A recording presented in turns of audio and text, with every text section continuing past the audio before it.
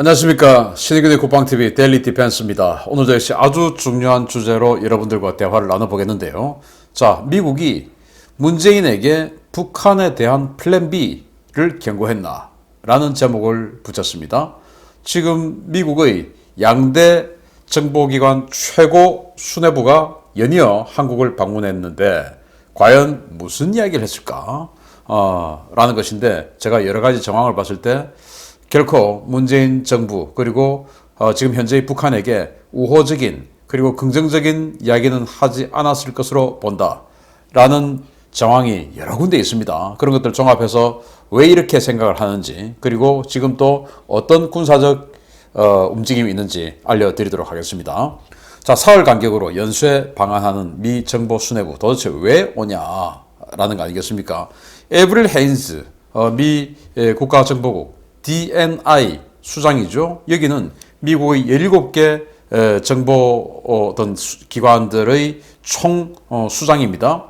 예를 들어서 여기 CIA도 있고 FBI 또는 국가정보국, 국방정보국, DIA죠. 그리고 우주사령부, 여하튼 이 정보 능력을 가지고 있는 모든 그런 그 기관들의 총 수장인데 지금 와 있어요.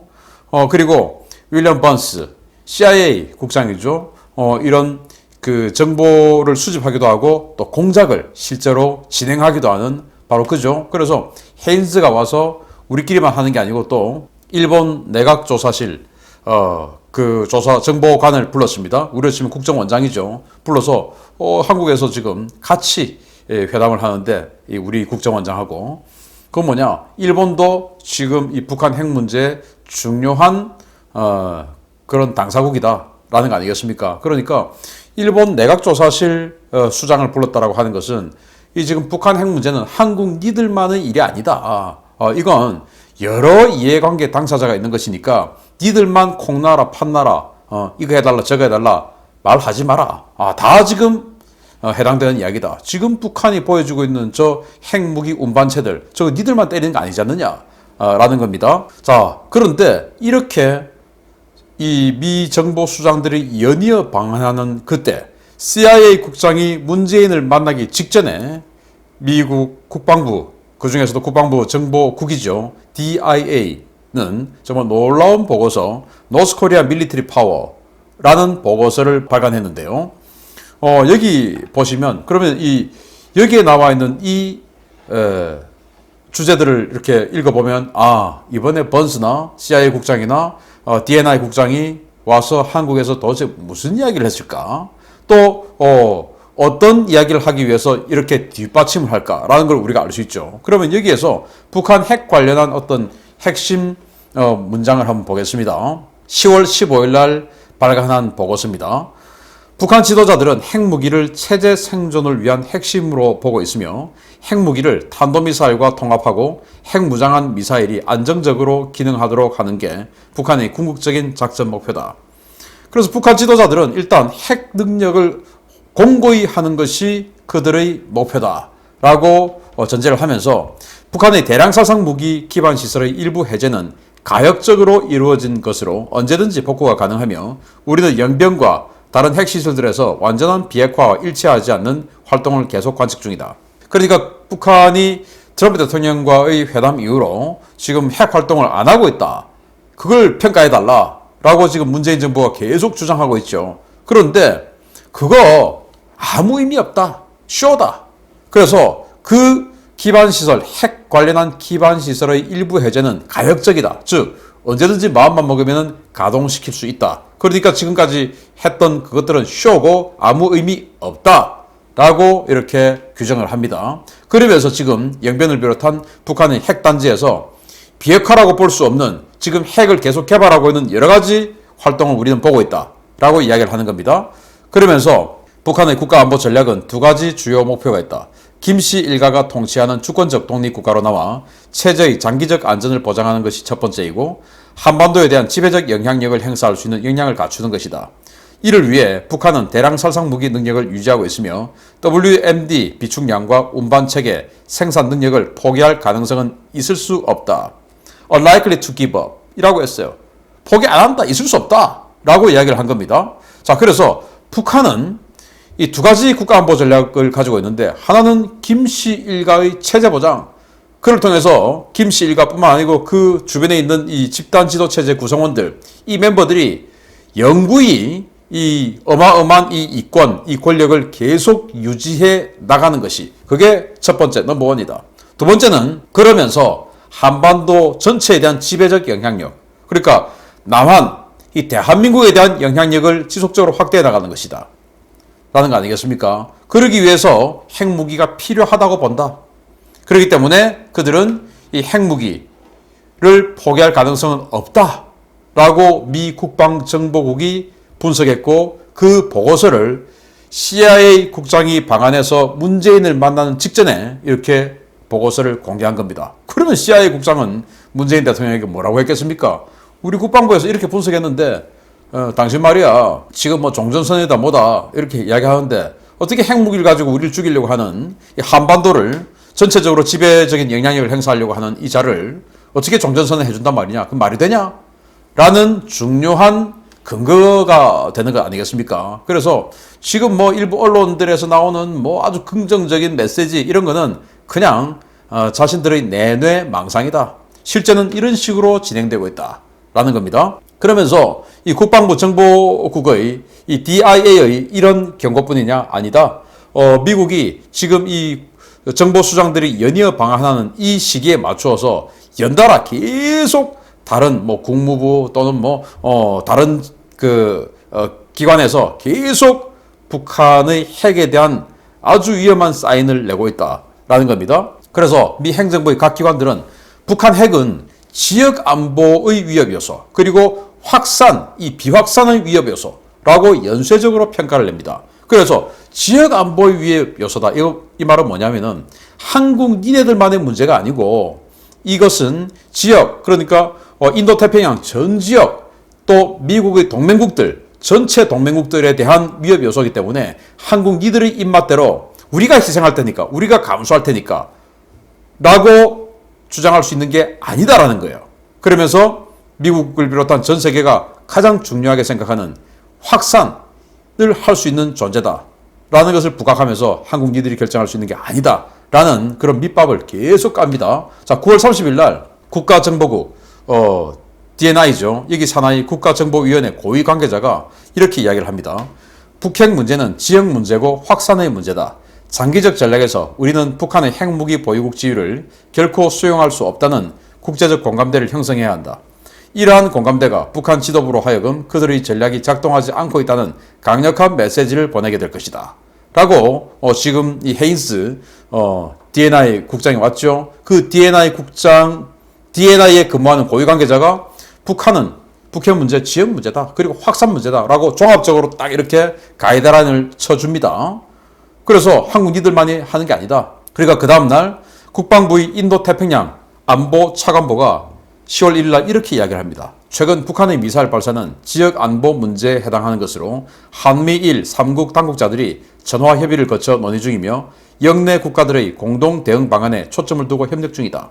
그래서 자, 지역 문제다 라고 이 DNI에서 가이드라인을 딱 칩니다. 그러니까 그 다음날 국방부는 그 가이드라인에 따라서 자, 북한의 미사일 발사는 이거는 한국 문제가 아니고 지역 안보 문제다. 그래서 우리는 일본까지 지금 같이 협의하고 있다.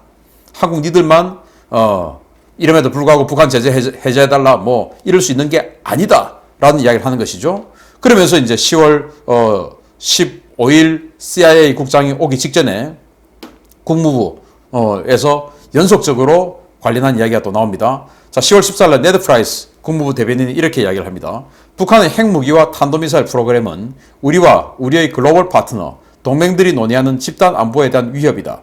우리는 이 문제를 동맹들과 계속해서 협의할 것이다.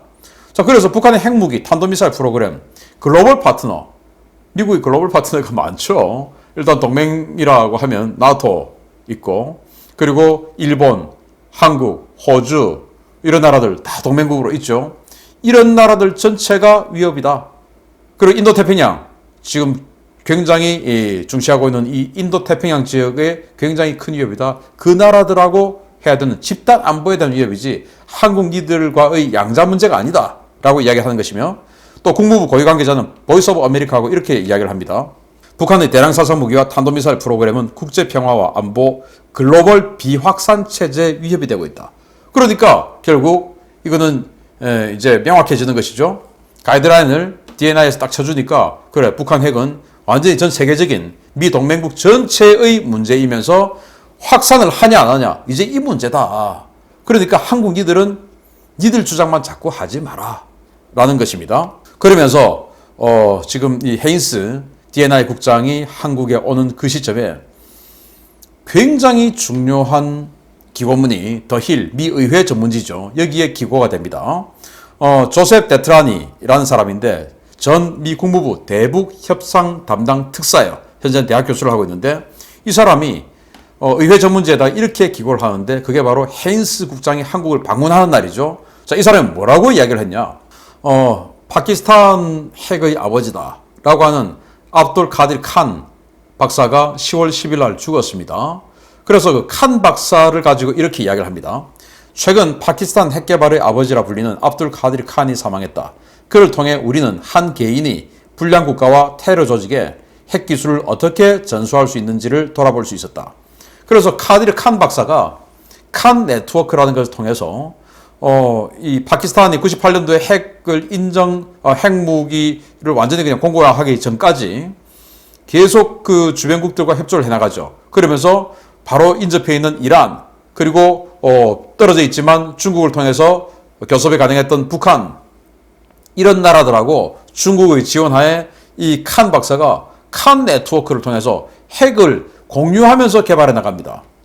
그래서 그들의 핵무기를 쏠 수 있는 운반체는 북한으로부터 노동미사일 기술을 받아오고 자기네들은 북한에게 고농축 우라늄 핵탄두 만드는 기술을 전수해주고 뭐 이런 식으로, 그리고 또 그 기술 이란에게도 또 주고, 이란하고도 역시 이란은 또 노동미사일 기술 받아서 샤하브 미사일 만들고 뭐 이런 식으로 해가지고 계속 또 이란의 핵실험을 북한이 대행해주고 이런 식으로 해서 칸 네트워크를 만들어놨는데 거기에서 칸은 어마어마한 돈을 받아먹고, 그래서 한 개인의 일탈이 전 세계에 이렇게 굉장한 핵 문제를 야기시켰는데 라고 하는 것입니다. 그러면서 자, 북한과 이란은 칸과의 관계를 적극적으로 추구하고 그 계획을 고수해왔다.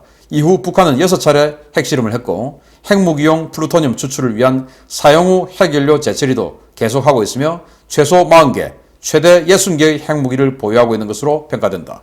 자, 그렇게 해서 90년대 후반에 칸이 불법적으로, 독자적으로 어마어마한 뇌물을 받아먹고 그걸 또 공군참모총장, 육군참모총장한테 전해주면서 북한의 핵 개발을 도왔다. 그런데 지금 이제 20년이 지나니까 북한은 핵탄두를 최소 40개, 최대 60개를 보유한 어마어마한 핵 보유국이 되어버렸다라는 거 아니겠습니까? 그게 한 사람의 위력이다. 그러니까 국제사회는 동아시아 각국, 중동 각국이 자체 핵 보유 프로그램을 추진하지 않기를 바란다면 이란이 핵무기 보유를 포기하고 북한이 완전하고 검증 가능한 비핵화를 추진하도록 확실할 필요가 있다. 그러니 칸 하나만 이렇게 일탈해도 이렇게 어마어마한 파장이 나와버렸는데 파키스탄 핵 보유해버렸죠. 북한 핵 보유해버렸죠. 이란 핵 보유 목전까지 가 있죠. 그러니까 한 사람의 영향이 이 정도인데, 자, 그러면 북한과 이란이 이제는 국가인데 얘들은 이들이 일탈을 하게 되면 어떤 일이 발생할 거냐? 이거는 뭐 걷잡을 수 없다 라고 이야기합니다. 잊지 말아야 한다. 알카에다 등 테러 집단이 미국과 그 동맹을 공격하고자 핵이나 생화학 무기 등 WMD를 계속해서 찾고 있다는 가정은 논리적인 추정이다. 지금 9.11을 공모했던 탈레반이 아프간을 다시 장악했다. 미국과 동맹국들은 이 문제를 즉각적이고 중요한 관심사로 두어야 한다.